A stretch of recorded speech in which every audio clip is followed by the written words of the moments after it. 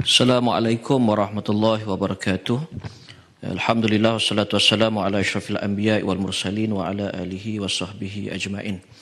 Pertamanya terima kasih Datuk Seri Yang di-Pertua atas peluang yang diberikan untuk turut sama membahaskan usul kajian separuh penggal RMK 12. Kajian ini sudah tentulah sebagai bertujuan untuk menyemak semula dasar, strategi dan sasaran secara menyeluruh bagi memastikan kajian RMK 12 itu tidak lari ataupun tidak berbeza daripada cabaran semasa ini.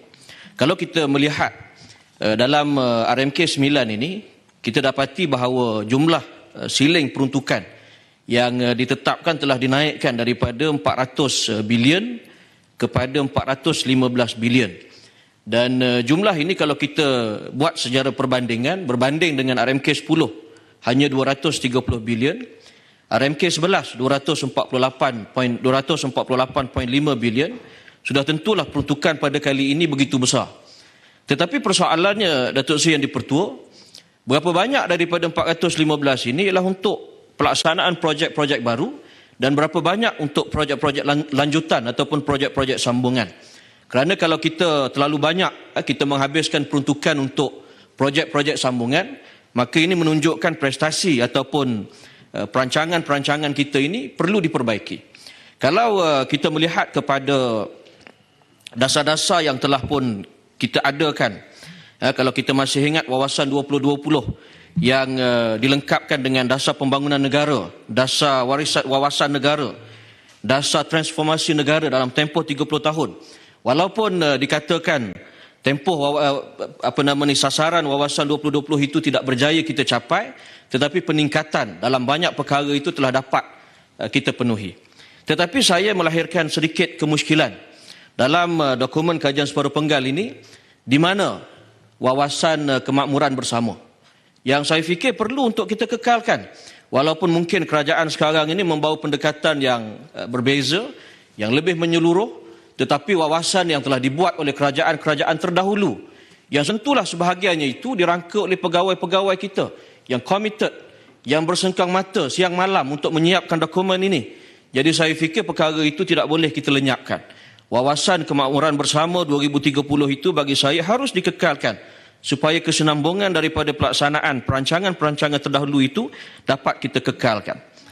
Datuk Seri Yang di-Pertua, kalau kita melihat dalam ucapan Perdana Menteri dan juga ucapan Menteri Ekonomi pagi tadi, ada sedikit kekeliruan yang dibangkitkan oleh rakan-rakan dalam Dewan Rakyat, iaitu dalam soal menoktahkan kemiskinan tega.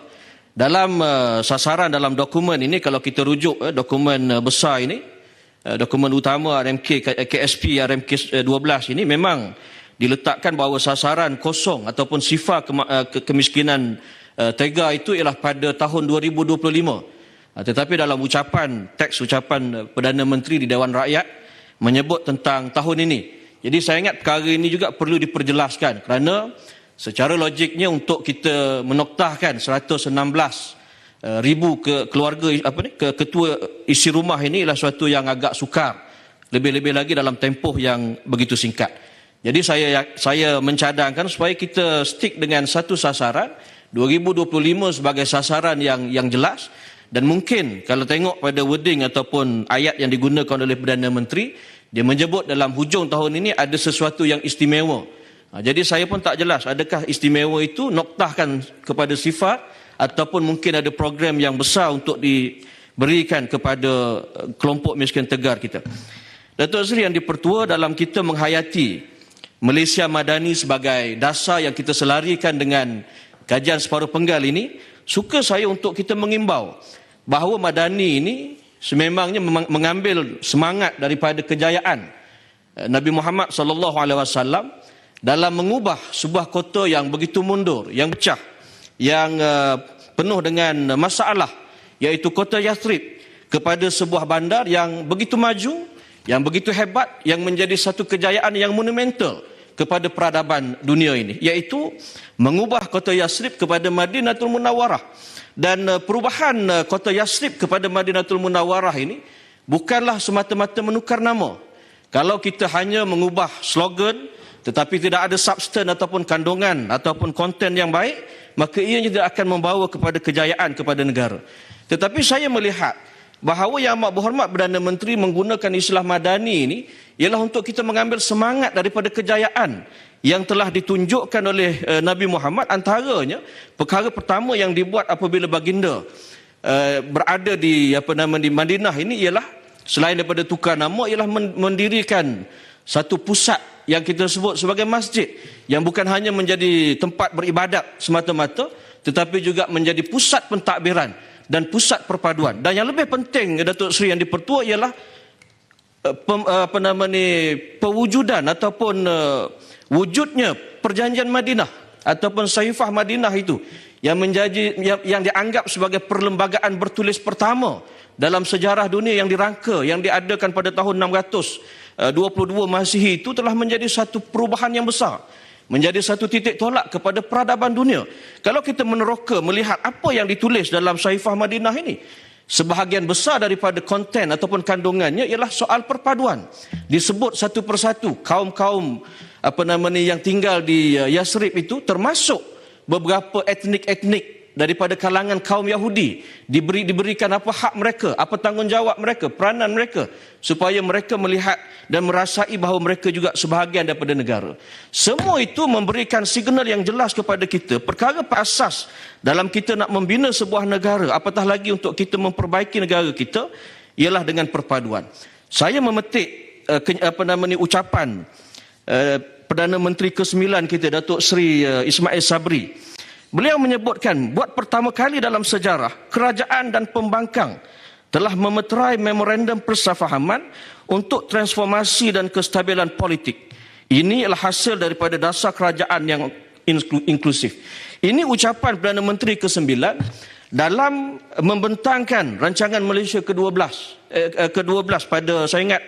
pada September 2021. Beliau memulakan pembentangan itu dengan menyebut soal kestabilan, dan sudah tentulah saya fikir dalam keadaan kita nak menghabiskan RMK 12 ini, perpaduan yang diberikan melalui MOU itu tadi seharusnya kita buat balik. Saya dengar perbahasan di Dewan Rakyat berulang kali beberapa ahli parlimen membangkitkan soal peruntukan kepada ahli parlimen pembangkang. Saya fikir apalah susah sangat untuk kita duduk semeja, buat balik apa yang kita dah buat, dan peruntukan itu boleh diberikan sebagaimana sebelum ini, dan itu dah disebut oleh Perdana Menteri. Dan saya juga nak sentuh dalam kita membuat perancangan ini, sudah tentulah kita ada satu badan yang memantau, dan kita tahu dalam pentadbiran kerajaan ini yang paling besar yang memantau ini ialah kita rujuk dalam arahan nombor 1, iaitu mekanisme penyelarasan pelaksanaan pembangunan negara ini, yang biasanya diubah setiap kali Perdana Menteri baru naik. Dia akan ada arahan nombor 1 yang direvise.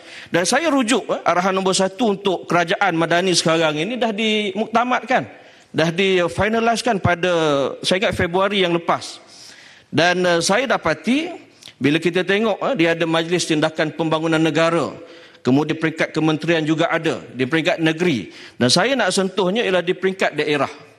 Di peringkat daerah ada disebutkan juga ialah tentang penglibatan daripada ahli-ahli parlimen dan juga ahli-ahli Dewan Undangan Negeri bagi daerah berkenaan. Saya mencadangkan, sebab bila sebut ahli parlimen ini, kita di Dewan Negara juga sebahagian ataupun dianggap juga sebagai ahli parlimen. Kalau boleh dicadangkan, senator juga diberikan ruang untuk berada dalam jawatan kuasa tindakan pembangunan daerah, supaya kita juga bukan hanya boleh memberikan pandangan kepada pelaksanaan program-program yang mungkin perlahan, tetapi juga kita dapat mengikuti dengan secara, orang kata, akar umbi lah, kita tahu apa benda yang berlaku. Sebab saya tengok bila kita turun ke kawasan-kawasan ni, rakyat ni mereka tak peduli kita ni asalkan ada YB, dia tak peduli kita ni Dewan Negara ke, Dewan Rakyat ke, bagi dia sama saja. Sebab itu dia akan tanya kita apa projek ini macam mana sekolah yang kami minta dan sebagainya. Jadi saya harap perkara ini dapat dijelaskan oleh Menteri Ekonomi, adakah semua ahli parlimen ini termasuk ahli Dewan Rakyat dan juga ahli Dewan Negara, ataupun hanya ahli Dewan Rakyat semata-mata. Kalau hanya melibatkan ahli Dewan Rakyat, saya cadangkan masukkan sekali senator kita. Dan sudah tentulah perkara ini juga sentiasa dibangkitkan oleh rakan-rakan senator, ialah kalau di Dewan Rakyat mereka mengeluh peruntukan 3.8 juta yang tak dapat-dapat. Kita di senator ini tak besar, saya ingat 300 ribu saja untuk 3 penggal. Kita harap dapatlah disegerakan. 3 tahun. 3 tahun. 3 tahun dapat disegerakan. Sebab bila kita turun ke kawasan-kawasan nak menerangkan soal madani, nak bagi ceramah, sudah tentulah mereka akan minta peruntukan, nak buat program dan sebagainya. Ini datang tangan kosong, dia dengar pun tak nak dengar. Jadi sayanglah kita sebagai ahli di Dewan Tertinggi yang memahami tentang dasar-dasar yang digubal ini, nak menerangkan kepada kaum B, seharusnya ada peruntukan diberikan kepada senator-senator kita. Yang berhormat, jelas sikit boleh? Sila. Yang 3.8 juta tu dah dapat ke belum? Saya difahamkan pembangkang belum terima kan? Itu yang soalan juga. Itu isu. Jadi kalau kita sebutkan federalisme lah, kita bincang yang lain-lain, kenapa ada perbezaan yang begitu? Dia amalan sedemikian ini yang berhormat ialah amalan lama lah. Dan dia tahun sesi yang lepas rasanya tak ada begitu. Betul. Sebab itu saya sebutkan tadi, yang berhormat, saya sebutkan tadi peruntukan itu datang sebagai sebahagian daripada memorandum MOU untuk kestabilan dan transformasi negara. Jadi sebab itu saya sebut tadi, kenapa tidak, apa yang susah sangat parti-parti pembangkang duduk dengan kerajaan bincang, kerana Perdana Menteri telah pun buka pintu. Jadi saya ingat benda itu harus disegerakan. Kemudian seterusnya, Datuk Seri Yang di-Pertua, saya juga nak menyentuh tentang isu perumahan.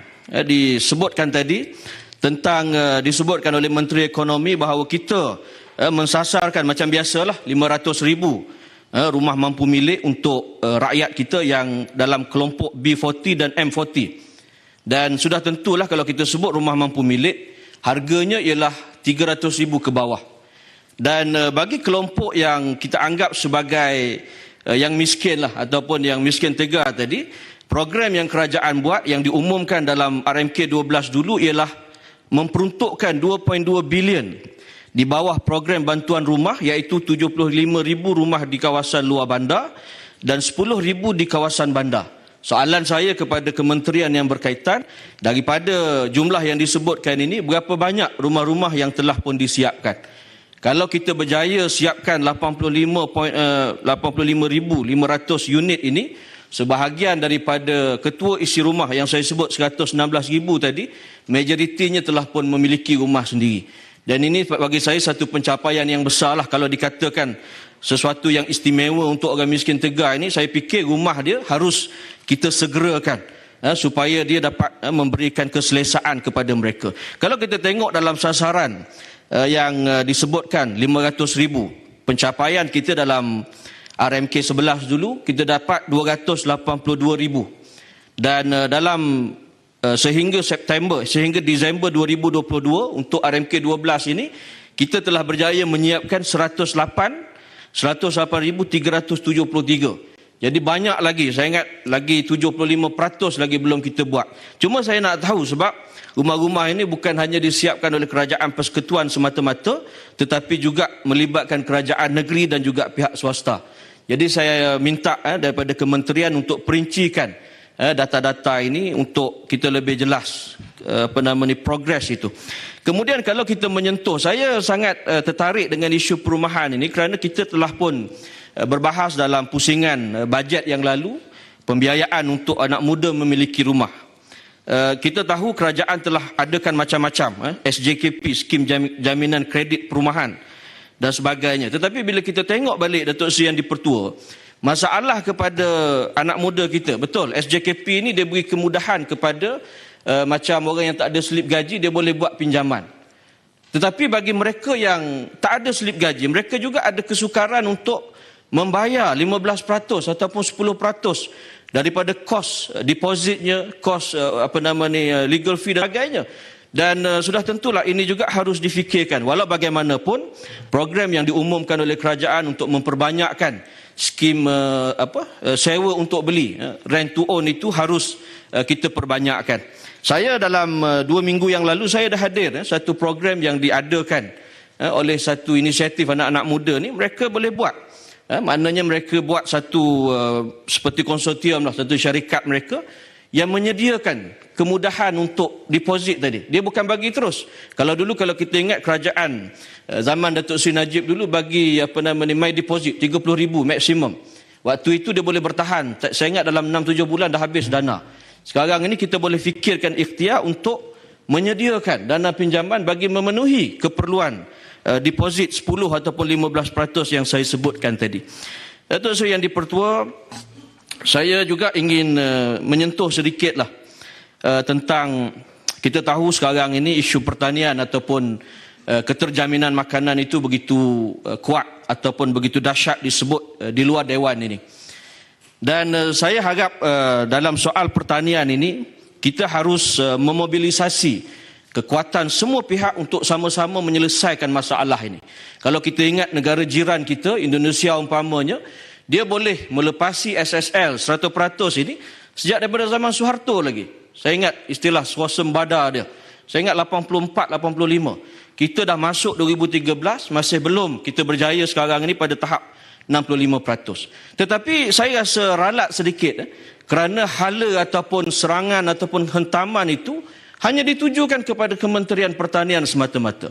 Kalau kita merujuk dalam senarai kedua, jadual ke-9, bidang tugas pertanian ini ialah di bawah kerajaan negeri. Bukan senarai bersama pun. Sepatutnya kita sama di peringkat persekutuan dan negeri-negeri yang memiliki tanah ini memikul semangat dan tanggungjawab bersama untuk menyelesaikan masalah ini. Kalau kita tengok banyak negeri yang berada pada paras kurang daripada paras SSL nasional. Saya nak sebut juga, kita zaman beberapa penggal lalu kita ada satu program yang bagus. Ladang ladang pengeluaran kekal makanan. Saya pernah turun beberapa tempat, di Lancang ada tempat yang begitu menarik tetapi tidak diteruskan dengan usaha yang bersungguh-sungguh. Ada kelemahan sikit sebanyak, saya fikir program sebegitu perlu kita perkuat, perbaiki supaya dia boleh menambahkan pengeluaran secara lebih luas lagi. Kemudian saya ingat itu saja Datuk Seri Yang di-Pertua. Mudah-mudahan program yang telah disusun, saya sebenarnya bila membandingkan antara KSP dengan dokumen asal RMK12 ni, saya kagum dengan kerja kuat pegawai kita dipandu oleh menteri yang committed. Kita tengok KSP ni lebih konklusif, lebih menyeluruh daripada dokumen yang asal. Jadi tahniah kita ucapkan kepada pegawai-pegawai kita, mudah-mudahan apa yang kita rancang ini akan dapat dilaksanakan sebaik mungkin. Datuk Seri Yang di-Pertua, saya mohon menyokong usul kajian separuh penggal rancangan Malaysia ke-12 ini. Sekian, Assalamualaikum warahmatullahi wabarakatuh.